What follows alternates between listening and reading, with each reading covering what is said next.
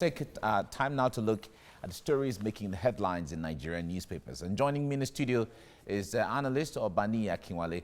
Bani, good morning. Good morning. Nice to see you. Same here. Right.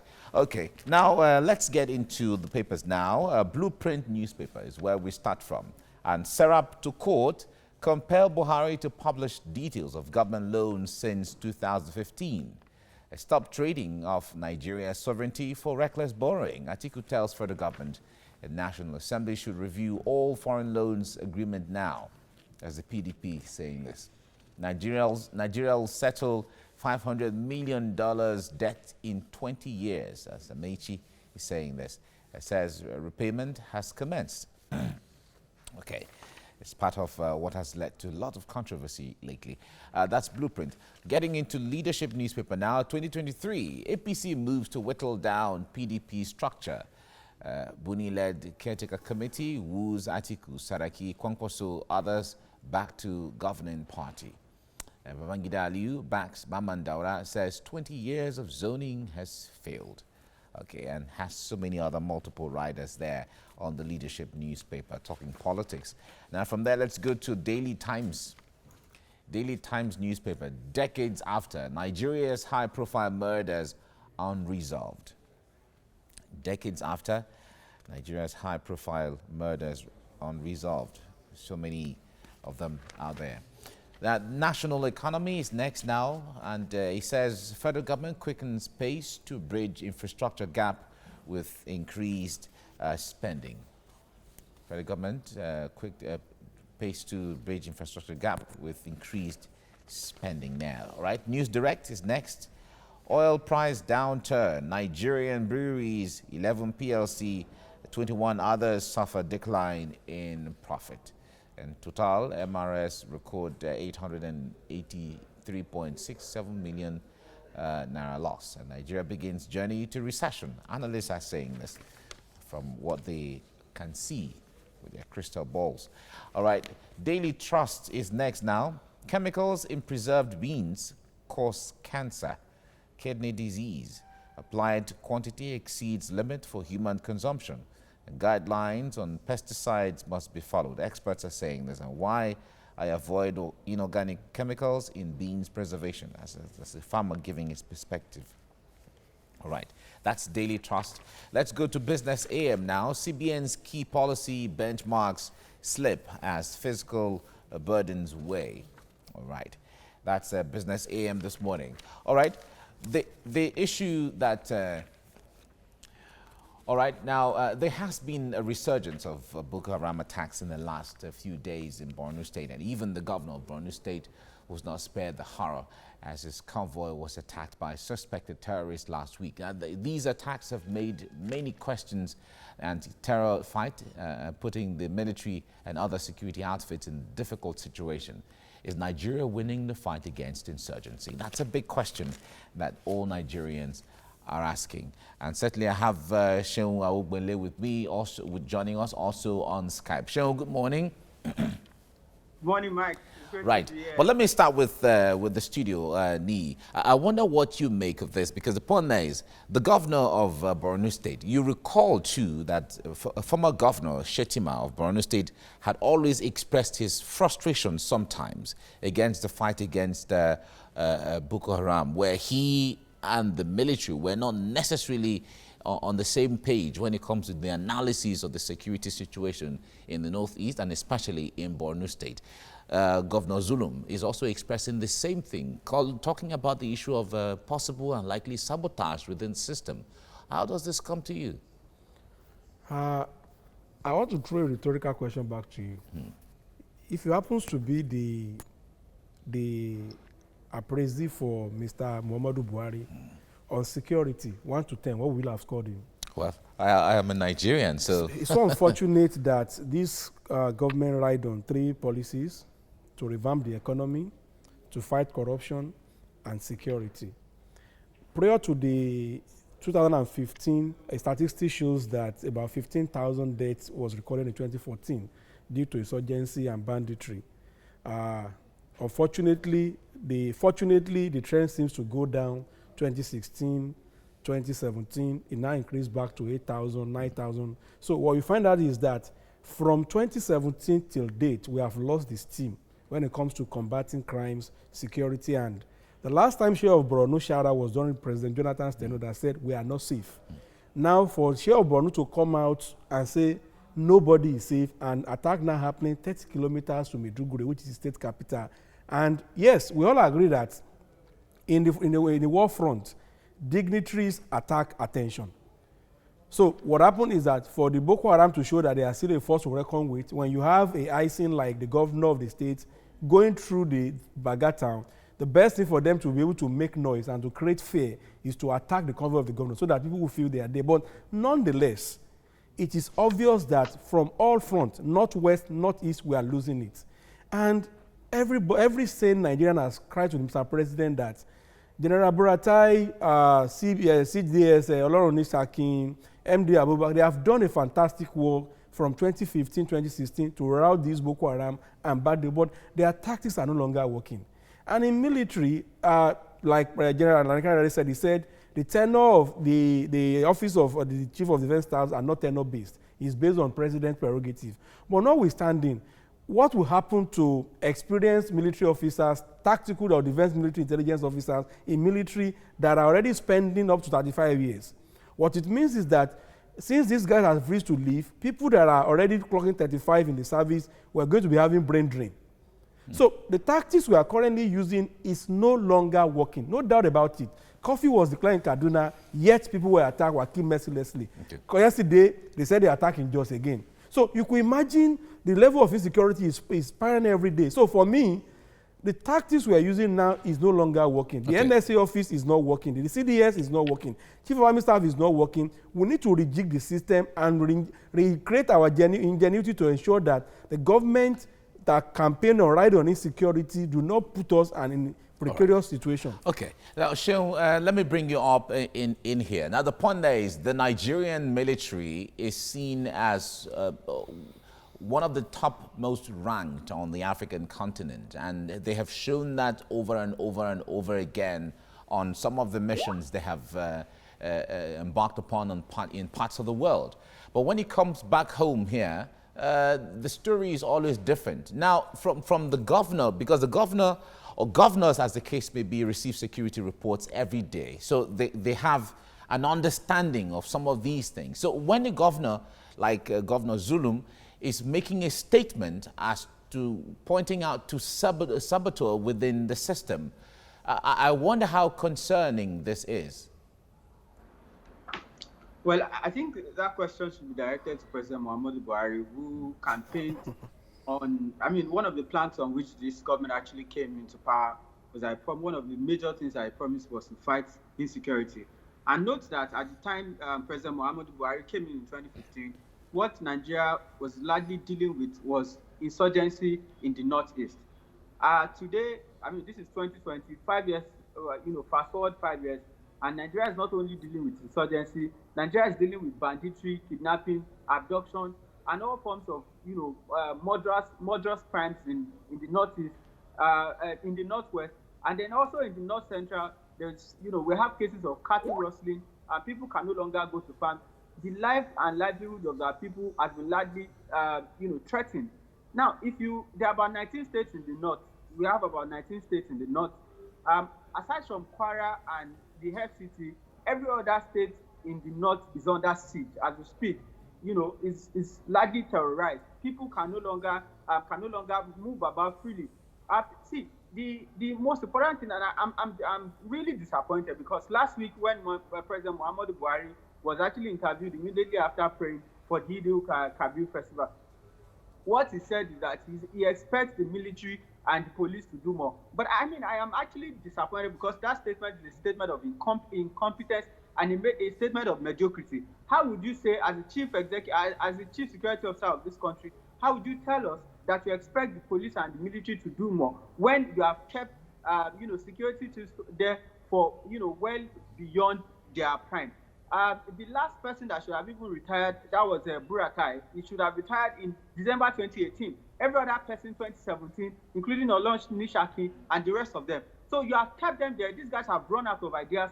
And what you can see today is that, they don't know what to do. They are largely out of ideas. So I am really disappointed that President Muhammadu Buhari has not resigned because...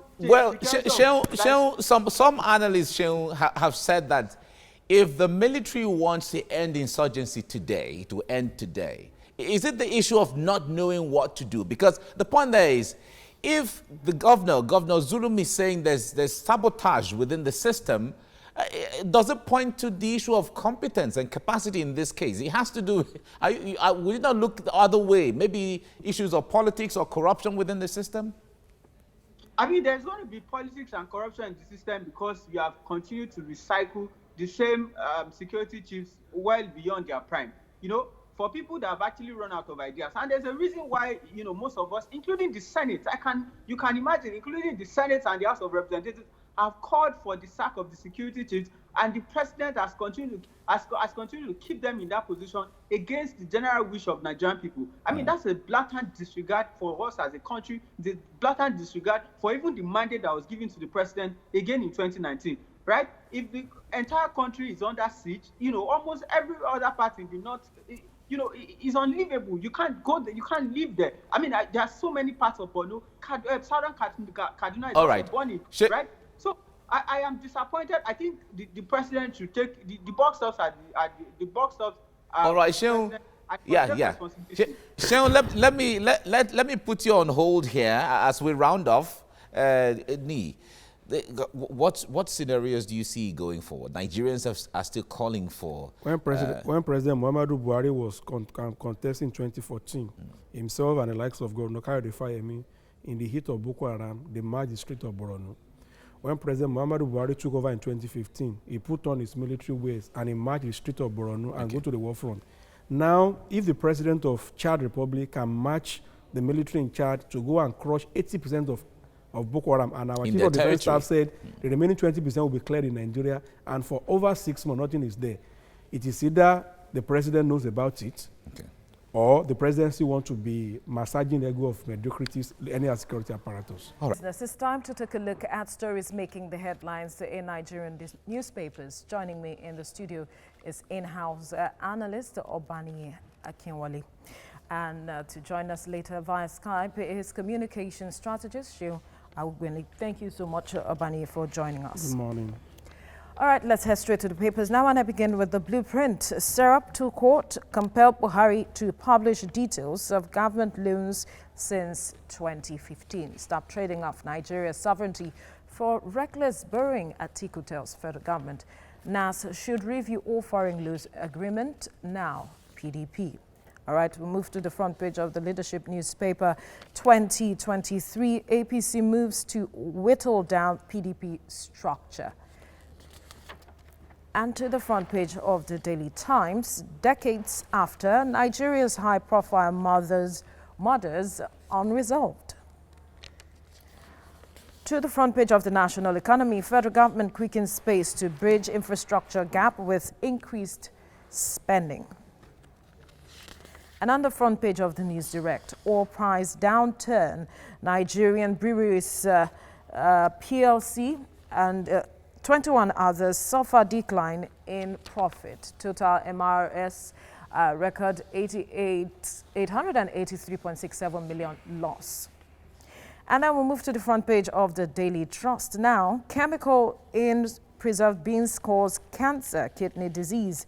Applied quantity exceeds limit for human consumption. Guidelines of pesticides must be followed. Expert, why I avoid inorganic chemicals in beans preservation, farmer.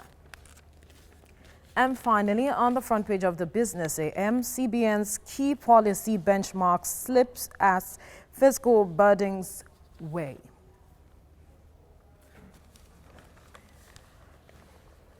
All right, now there has been a resurgence of Boko-Haram attacks in the last few days in Borno State. Now, even the governor of Borno State was not spared the horror as his convoy was attacked by suspected terrorists last week. These attacks have made many question the anti-terror fight, putting the military and other security outfits in a difficult situation. Is Nigeria winning the fight against insurgency.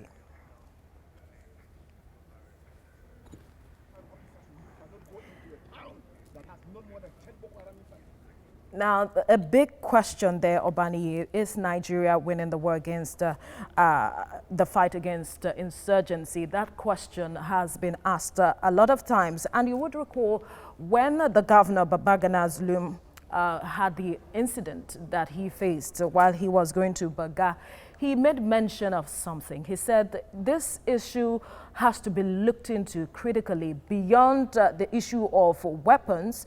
The government has to look into why a majority of the military personnel are, seemingly losing steam, the lack of zeal, that was his word, in the fight against the insurgency. You would recall that about a month ago, over 300 soldiers said they were ready to quit. And the question has been coming up, what really is the challenge? Yeah, thank you. Good morning once again. Luckily, over a decade ago, I served in that axis. I'm going to be specific. And we all know that between August and October is the rainy season in the northern part of Borno. And what you find out is that the shrubs, the trees start coming in. So it is very difficult in terms of visibility for the air assault. So most times you have the ground assault, and it's very difficult. But the question we ask ourselves is that over the period of 8 months, January to August, when our militaries are aware that they have clear view, either as the ground troop or as the area troop, to counter this urgency, what have they been doing? We will not rule out internal sabotage from the Nigerian military, and it is not unexpected. When you have crop of officers, when junior officers, like last week, one officer was depressed and he shot another officer, a commissioned officer. So what it means is that the depressed, untrained officer has wasted Nigerian intelligence investment in another officer. Either you like it or not, the area that officer is covering is going to suffer lapses. Now, you've had unprecedented number of Nigerian soldiers going on social media to say this is what they don't want. You recall vividly, Major General Lamidi Adeosun Adeniyi, when he was posted as the commandant for Operation Lafiya Dole, he said his boys are not running away, but there is no equipment for them to fight. He showed us on that video the number of tanks that have been deflated by the IEDs by Boko-Haram. Right. And he was shouting, what will Nigerian military do? They removed that man from that war front and took him to Kurus to go and study, just like what they did for Ibadu. Remember during the days of Major General Ejurika, who happens to be the chief of army staff, he was alleged to have been looking for ethnic cleansing when the war was being won during President Jonathan's tenure. So it's obvious that there is internal sabotage within the military and within even the Borno circle. Because one thing about Borno State is that people live in clans. You have a family, you can actually know a number of your families except the males that go on nomadism. But if at every point in time this thing continues to rear its ugly head, we continue to fund the budget for military, continue to buy military, and the military officers are saying they don't have enough equipment, they are not motivated. Then who is taking this money? Who is taking this motivation? And what is depressing them? Is this obtainable also in Chad Republic? All right, let's bring Shehu Awugbenle into the conversation now. Internal sabotage, that's what Obani Akinwale is talking about here. And you would recall that the governor of Babagana Zulum also talked about the lack of zeal. How much is this costing us in our fight towards winning the war against insurgency in the country?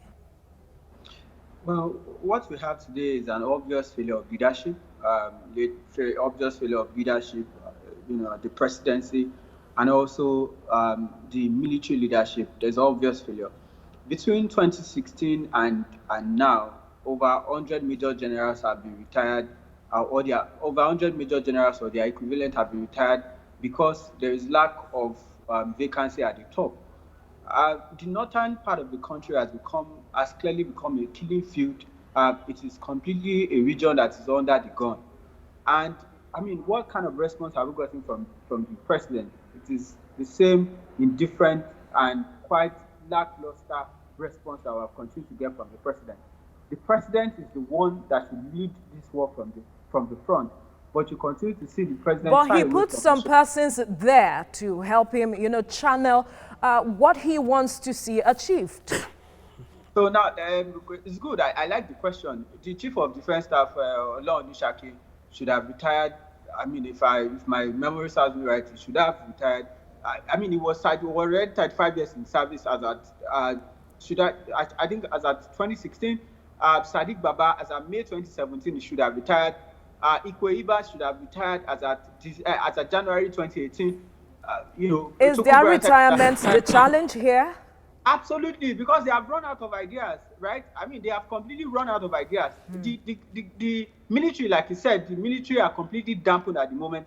We are literally not fighting. In fact, what the strategy that we think that they have decided to adopt is that they are actually waiting for enemies to come, and then before they continue to repel attacks. What you have today is that the military and the police only goes after the carnage has happened to go and count body bags. They are not going on the offensive or attacking. They are only repelling and counting body bags at every point in time. We cannot continue in a situation where the lives of our people no longer matter. Their livelihoods are threatened. And I continue to say this, that, I mean, if you are talking about economic prosperity, peace is a major prerequisite for economic prosperity. Where there's no peace, where there's no stability, you cannot have prosperity. And I think the president should understand it clearly. I mean, he's a former military general, and most of us actually expected more, from him. And today, in the north, I mean, of the 19 states in the north, only the FCT and Kwara are relatively peaceful. I mean, relatively peaceful, right? I mean, the remaining 17 states of the north are completely under the gun, and they have turned into a killing field. We cannot continue like this. The security and the welfare of the citizens shall be the primary. The constitution is clear. Shall be the primary responsibility of the government. So when a government has failed to secure its people and provide welfare, I mean, to say secure the people, then that government should. All right, let's bring the conversation. Shehu, I'll have to put you on hold. Let's bring the conversation back to the studio now. Obani, he is saying that a lot of persons, security operatives, should have, resigned from what he's saying, and he's saying that is the major challenge. They should have stepped aside because they've run out of ideas. But the presidency, he said that when the Senate came up with that statement calling for a rejigging of the security operatives and all of that, the presidency said it was their prerogative. I mean, how much will that change if we are to, ask these people to go? So when President Muhammadu Buhari took over the affairs of the government, it requires action. Right. And in military, infantry, army are known to go for war front, on legs, fight. And Major General Buratai has done a fantastic job as an infantry officer to confront Boko Haram headlong. Now, they have been able to withdraw all the photos of Boko Haram from 27 local government to 0 local government. Now, I wonder how the likes of General T.Y. Danjuma, General Adam Bazao, who are defense military intelligence officers, will be feeling. This war is not an infantry war again. It's an intelligence war. You have conquered a territory. You have now need to gather intelligence to ensure that these bandits, look at what the Nigerian Air Force is doing. They will first do air reconnaissance. After a few air reconnaissance, they've established where Boko Haram is. They go and attack them and have the ground troop to clear the remnants. Now, what it will tell us is that the war we are fighting now, an infantry officer may not be the best to lead the war. We need intelligence officers. Major General Buratai has done a fantastic job, being a Borno citizen, to root out Boko Haram from all their strongholds in Borno State. But at this moment, his tactics are no longer working.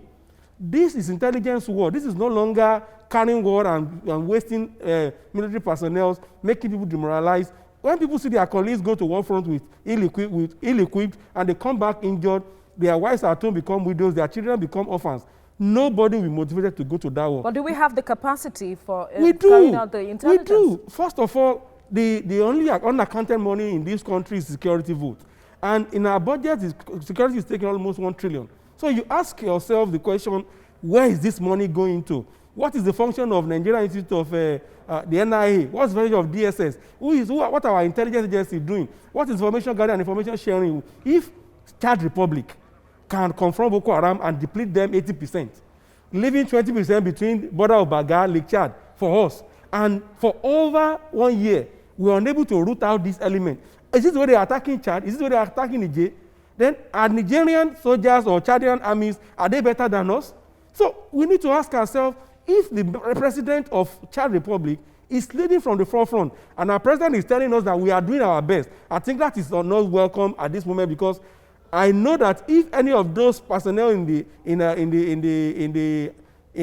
presidential villa are affected directly, they will know what it means for you celebrating 301 people that are repentant, and you have a lot of people that cannot go back to their home. So enough of us deodorizing inefficiency. It is high time the government look within the ranks. I can tell you, if you bring in a new chief of army staff today, he wants to show his worth. Absolutely. And that's how you can continue to energize. And people are already aware that if this man leaves, I can become CDS. But what you have at the moment, these guys are there, and people that come behind them, you are retiring intelligence officers. We'll have to leave the conversation here now. Obani Akinwale, thank you so much for your contribution. Shewa Wogbenle, thank you as well for your time on the Breakfast Show.